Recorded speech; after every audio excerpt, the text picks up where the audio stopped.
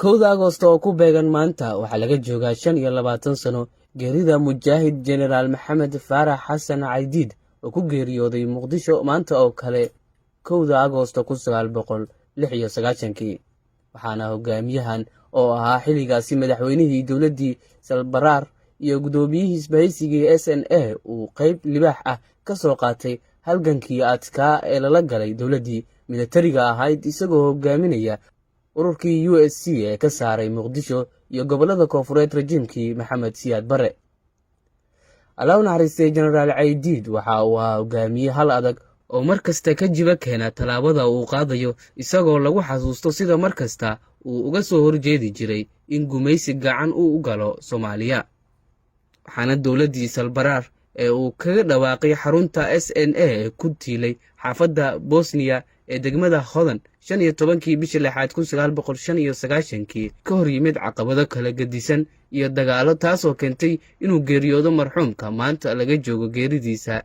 25 sanadood. marxuum Generaal Caydiid dowladii uu hogaaminayay ee Salbaraar waxa ay noqotay dowladii ugu madaxweyne ku xigeen badnayd waxaana ka soo dhex muuqday 6 madaxweyne ku xigeen oo ay ka mid ahaayeen marxuum Cabdiraxmaan Axmed Cali Tuur, Maxamed Xaaji Aadan, marxuum Maxamed Nuur Caliyow, Hilowle Imaan Cumar, marxuum Maxamed Cabdi Xashaaro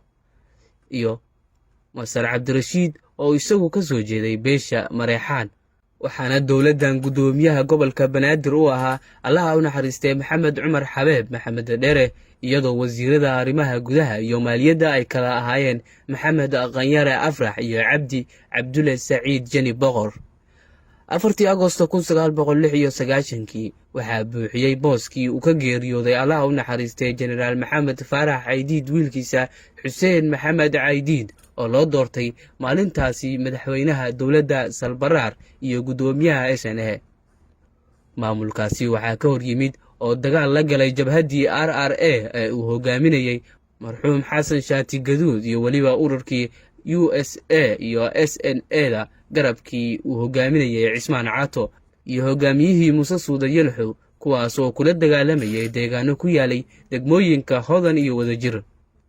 marxuum Generaal Caydiid waxaa lagu aasay 1 Agoosto 1996 oo maanta ay ka soo wareegtay 25 sano qabuure ku yaala xaafadda Waxar Cadde ee degmada Khuriwa waxaana jananka geeridiisa ka naxay shacabka Soomaaliyeed gaar ahaan taageerayaashiisa SNA oo maalintaasi si weyn uga murugoodeen geerida marxuum Caydiid taasoo laga dareemay magaalada Muqdisho 25 sano ee uu aasnaa marxuumka. siyaasadda Soomaaliya waxaa ku dhacay jahwareer iyo isbeddel xoogan waxaana xusid mudan inay sii kordheen dagaalada ka soconaya Soomaaliya oo haatan maraya marxaladii ugu adkeed waxaana dagaalka siyaasadaysan uu isku beddelay mid u dhaxaya dowladda Soomaaliya oo garab ka helaysa AMISOM iyo xarakada Al-Shabaab iyadoo dagaalkuna weli soo afjarmin laguna kala bixin waxaana weli ay Al-Shabaab ka taliyaan deegaano ka mid ah kuwii horey oo ay u qabsadeen walow intooda badan laga saaray. haddii shalay siyaasadda Soomaaliya ay ku koobneed Calina gar leh Caydiidna gar leh maanta xal ceenkee ayay taagan tahay.